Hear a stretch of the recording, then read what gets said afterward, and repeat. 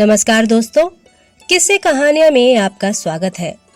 आज हम सुनेंगे सुभद्रा कुमारी चौहान की लिखी कहानी थाती।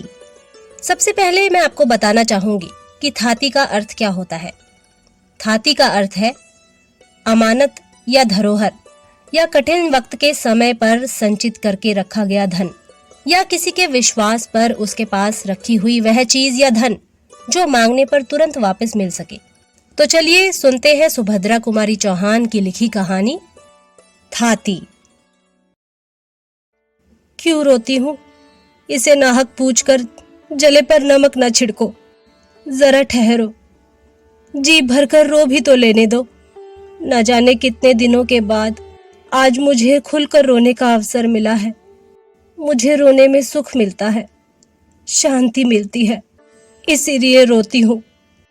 रहने दो, इसमें बाधा न डालो, रोने दो। क्या कहा? किसके लिए रोती हूँ?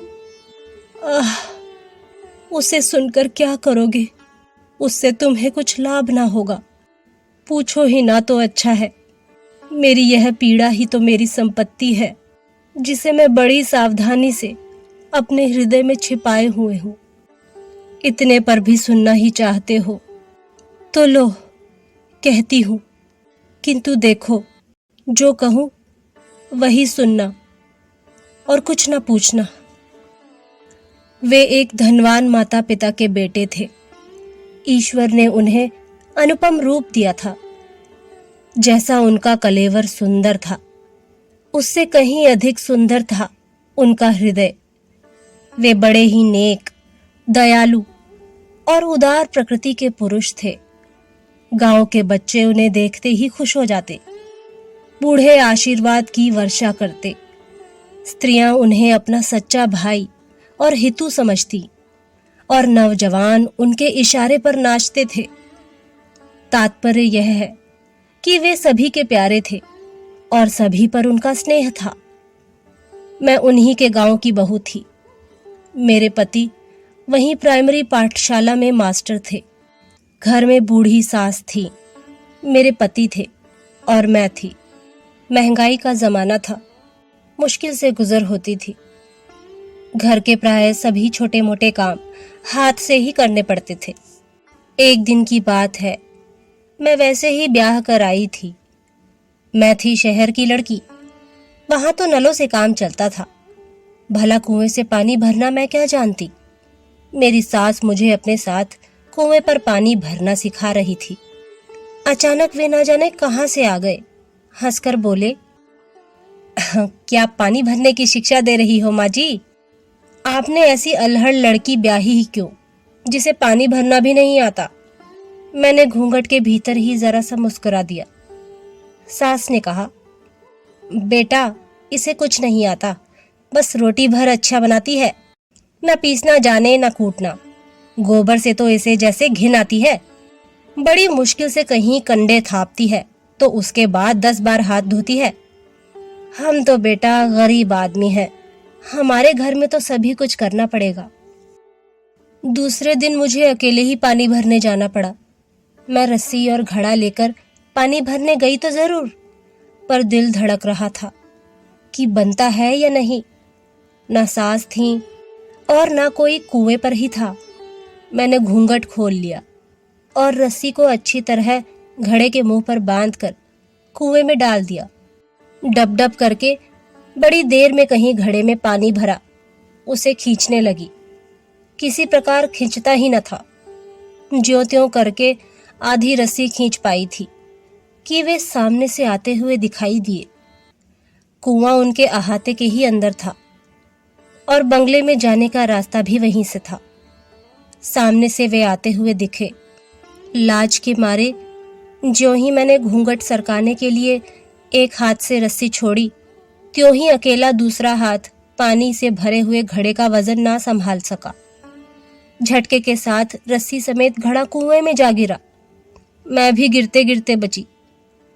1 मिनट में यह सब कुछ हो गया। वे बंगले से कुएं के पास आ चुके थे। मैं बड़ी घबराई। घूंघट ऊंघट सरकाना तो भूल गई। झुककर कुएं में देखने लगी। मेरे पास तो रस्सी और घड़ा निकालने का कोई साधन ही न था। निरुपाय हो कातर दृष्टि से उनकी ओर देखा। मेरी अवस्था पर शायद उन्हें दया आई। वे पास आकर बोले, आप घबराइए नहीं, मैं अभी घड़ा निकलवाए देता हूँ। फिर कुछ ठहरकर मुस्कुराते हुए बोले, किंतु आपने यह साबित कर दिया कि आप शहर की एक अल्हड़ लड़की हैं। मैं जरा हंसी और अपना घूंघट सरकाने लगी। मुझे घूंघट सरकाते देख वे जरा मुस्कुराए। मैं भी जरा हंस पड़ी, पर कुछ बोली नहीं। उनके नौकर आए और देखते ही देखते रस्सी समेत घड़ा निकाल लिया। मैं घड़ा उठाकर अपने घर की तरफ चली। शब्दों में नहीं, किंतु कृतज्ञता भरी आंखों से मैंने उनसे कहा, मैं आपके इस उपकार का बदला जीवन में कभी ना चुका सकूंगी। करीब पौन घंटा कुएं पर लग गया। अम्मा जी की घुड़कियों का डर तो लगा ही था। जल्दी जल्दी आई। घड़े को घिनौची पर रख रस्सी को खूंटे पर टांगने के लिए मैंने जो ही हाथ ऊपर उठाया, देखा कि एक हाथ का सोने का कंगन नहीं है। तुम कहोगी कि पानी भरने वाली और सोने के कंगन, यह कैसा मेल? यह भी बताती हूँ। यह कंगन मेरी माँ का था। मरते समय उन्होंने अनुरोध किया था कि यह कंगन ब्याह के समय मुझे पैर पुजाई में दिया जाए। इस प्रकार यह कंगन मुझे मिला था। रस्सी टांगकर मैं फिर कुएं की तरफ भागी। देखा तो वे सामने से आ रहे थे।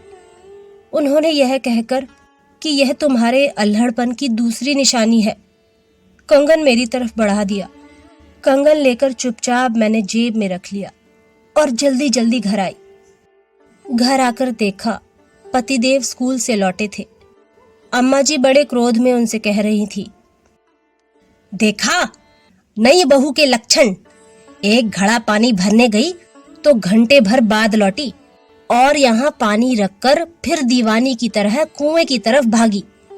मैंने तो पहले ही कहा था कि शहर की लड़की ना ब्याहो, पर तुम ना माने। बेटा, भला यह हमारे घर निभने के लक्षण है? और सब तो सब, पर जमींदार के लड़के से बात किए बिना इसकी क्या अटकी थी? यह इधर से भागी जा रही थी, वह सामने से आ रहा था। उसने जाने क्या इसे दिया और इसने लेकर जेब में रख लिया। मुझे तो यह बातें नहीं सुहाती। फिर तुम्हारी बहू है, तुम जानो, बिगाड़ो चाहे बनाओ। मेरी तरफ उन्होंने गुस्से से देखकर पूछा, क्या है तुम्हारी जेब में, बतलाओ तो। मैंने कंगन निकालकर उनके सामने रख दिया। वे फिर डांट कर बोले, यह उसके पास कैसे पहुंचा? मैंने डरते डरते अपराधिनी की तरह आदि से लेकर अंत तक कुएं पर का सारा किस्सा उन्हें सुना दिया। इस पर अम्मा जी और पतिदेव दोनों ही की झिड़कियां मुझे सहनी पड़ी। साथ ही ताकीद भी कर दी गई कि मैं अब उनसे कभी ना बोलूं। क्या पूछते हो? उनका नाम? हाय, रहने दो, मुझसे नाम ना पूछो। उनका नाम जुबान पर लाने का मुझे अधिकार ही क्या है? तुम्हें तो मेरी कहानी से मतलब है ना? हाँ, तो मैं क्या कह रही थी? मुझसे कहा गया कि मैं उनसे कभी ना बोलूं। यदि यह लोग फिर कभी मुझे उनसे बोलते देख लेंगे तो फिर कुशल नहीं। मैंने दीन भाव से कहा, मुझसे घर के सब काम करवा लो, परंतु कल से मैं पानी भरने ना जाऊंगी। इस पर पतिदेव बिगड़कर बोले, तुम पानी भरने ना जाओगी तो मैं तुम्हें रानी बनाकर नहीं रख सकता। यहाँ तो जैसा हम कहेंगे वैसा करना पड़ेगा। उसके बाद क्या बतलाऊं कि क्या क्या हुआ। जो जो मुझे उनसे बोलने को रोका गया, त्यों त्यों एक बार जी भरकर उनसे बात करने के लिए मेरी उत्कंठा प्रबल होती गई, किंतु मेरी यह साध कभी पूरी ना हुई। वे जाते जाते एक दो बातें बोल दिया करते, जिसके उत्तर में मैं केवल हंस दिया करती थी। लेकिन लोग यह भी ना सह सके और तिल का ताड़ बन गया। अब मुझ पर घर में अनेक प्रकार के अत्याचार होने लगे। हर 2-4 दिन बाद मुझ पर मार पड़ती, परंतु मैं कर ही क्या सकती थी? मैं तो उनसे बोलती भी न थी और उनका बोलना बंद करना मेरी शक्ति से परे था। उन्होंने मुझसे कभी भी कोई ऐसी बात नहीं कही जो अनुचित कही जा सके। उन्हें तो शायद विधाता ने ही रोते हुओं को हंसा देने की कला सिखाई थी। वे ऐसी मीठी चुटकी लेते, कभी हंसी की बात भी करते तो इतनी सभ्यता से, इतनी नपी तुली कि मैं चाहे कितनी दुखी हो, चाहे जितने रंज में हो, हंसी आ ही जाती थी। किंतु धीरे धीरे मुझ पर होने वाले अत्याचारों का पता उन्हें लग ही गया। उनके दयालु हृदय को इससे गहरी चोट पहुंची। उस दिन, अंतिम दिन, जब मैं पानी भरने गई, वे कुएं पर आए और मुझसे बोले, मैं तुमसे कुछ कहना चाहता हूं। उनके स्वर में पीड़ा थी, शब्दों में माधुर्य और आंखों में न जाने कितनी करुणा का सागर उमड़ रहा था। मैंने आश्चर्य के साथ उनकी ओर देखा। आज पहली ही बार तो इस प्रकार वे मेरे पास आकर बोले थे। उन्होंने कहा, पहली बात जो मैं तुमसे कहना चाहता हूं वह यह है कि मेरे कारण तुम पर इतने अत्याचार हो रहे हैं। यदि मुझे पता चल जाता तो वे अत्याचार कब के बंद हो चुके होते।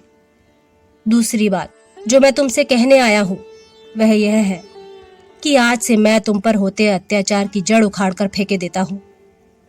तुम खुश रहना, मेरी अल्हड़ रानी।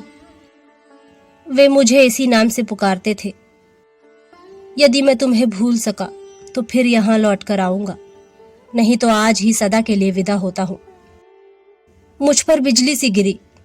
मैं कुछ बोल भी ना पाई थी कि वे मेरी आंखों से ओझल हो गए। अब मेरी हालत पहले से ज्यादा खराब थी। मेरा किसी काम में जी न लगता था। कलेजे में सदा एक आग सी सुलगा करती, परंतु मुझे खुलकर रोने का अधिकार ना था। अब तो सभी लोग मुझे पागल कहते हैं। मैं कुछ भी करूं, करने देते हैं। इसीलिए तो आज खुलकर रो सकती हूं और तुम्हें भी अपनी कहानी सुना सकती हूं। किंतु क्या तुम यह बता सकोगे कि वे कहाँ हैं? मैं एक बार उन्हें और देखना चाहती हूं।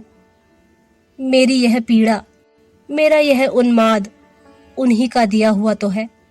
यदि कोई सहृदय उनका पता बता दे तो मैं उनकी थाती उन्हीं को सौंप दूं। तो दोस्तों, ये थी सुभद्रा कुमारी चौहान की लिखी कहानी थाती। अगली बार फिर एक नई कहानी के साथ आपसे मुलाकात होगी। तब तक के लिए नमस्कार।